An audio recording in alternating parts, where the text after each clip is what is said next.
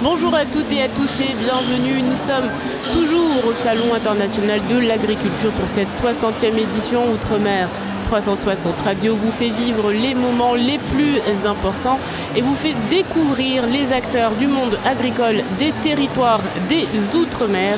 Et nous sommes aujourd'hui en compagnie d'Otilone Tokotou. Bonjour. Bonjour. Vous êtes donc président de la CCIMA, la Chambre de commerce, de l'industrie, des métiers et de l'agriculture de Wallis et Futuna. C'est ça, tout à fait. Quatrième fois que vous êtes ici au Salon international de l'agriculture. Qu'est-ce qu'on peut dire au niveau de la foule, de l'ambiance? Est-ce qu'il y a une évolution que vous notez de votre côté? Tout d'abord, c'est toujours avec satisfaction qu'on participe. Maintenant, on commence à prendre un peu nos marques. C'est la 4e édition qu'on participe, le Salon international de l'agriculture.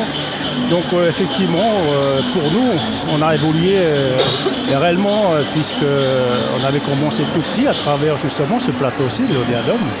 Après, nous avions intégré, la Polynésie française nous a intégrés dans leur stand.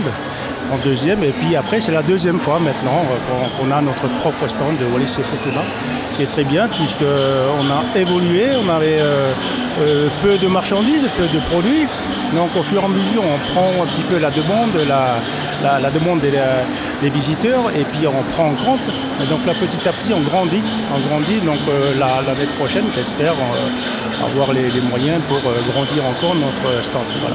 Alors qu'est-ce qu'ils vous disent ces visiteurs quand ils viennent vous voir? Est-ce qu'ils connaissent Wallis et Futuna? Est-ce qu'ils savent situer Wallis et Futuna sur une carte déjà? Voilà, tout à fait. C'est d'abord la curiosité pour savoir, parce qu'effectivement, même en étant français, on ne sait toujours pas tout sur la France. Et on se pose toujours la question, Wallis et Futuna, même s'ils en ont entendu parler, mais que positionner sur la carte géographique, c'est pas évident, puisqu'on est à l'autre bout du monde.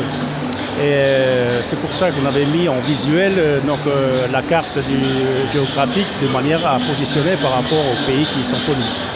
Et ces visiteurs, qu'est-ce qu'ils vous disent? Qu'est-ce qu'ils demandent par rapport à Wallis et Futuna? Ils demandent d'abord ce qu'on fait, c'est de quoi on vit, est-ce que c'est facile, est-ce qu'on dépend. D'abord, est-ce qu'on est français?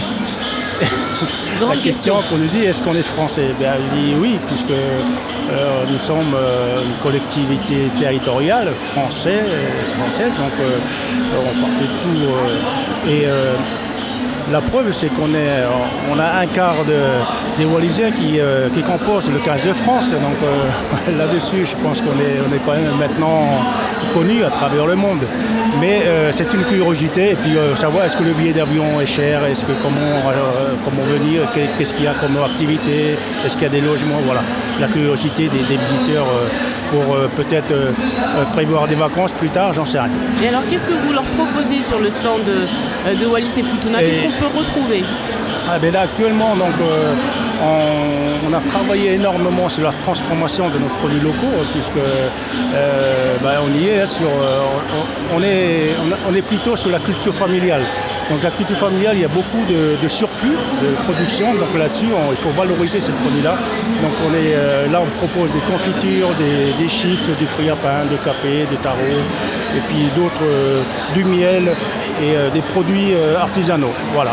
Quels sont les objectifs pour vous pour cette année? Est-ce que vous êtes fixé, on va dire, une ambition, un but à atteindre d'ici le 3 mars, c'est-à-dire la fin du Salon international de l'agriculture? Déjà, c'est essayer d'écouler tous nos produits avec lesquels on est arrivé. Et je pense qu'on est bien parti, puisque là, déjà, avec le week-end, il y a pas mal de produits qui sont partis. Bon, maintenant, ça commence timidement la semaine, puisque tout le monde travaille. Mais il y a quand même une certaine demande. Mais l'objectif étant d'écouler quand même tous nos produits. Quelles sont les difficultés que les agriculteurs de Wallis et Futuna rencontrent?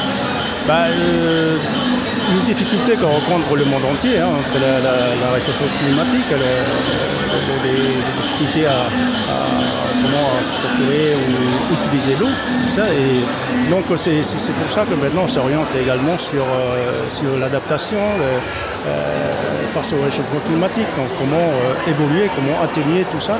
Et on suit comme tous les territoires d'outre-mer, donc des plans d'adaptation, d'atténuation face au réchauffement climatique. Notamment nous on se lance maintenant sur l'agroforesterie.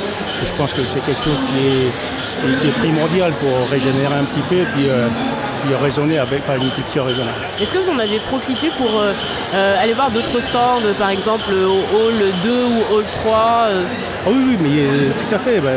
Donc, comme je disais, on commence maintenant un petit peu à connaître ces salons. Donc, on noue des liens avec d'autres, puisque c'est quand même sympa de connaître un petit peu ce que font les autres. Otilene Tokotou, merci d'avoir répondu à toutes nos questions. Merci. On aura l'occasion d'y revenir et de reparler du stand de Wallis et Futuna qui est juste à côté, où on pourra manger de délicieuses confitures et du très bon miel. Vous nous invitez, non ? Tout à fait.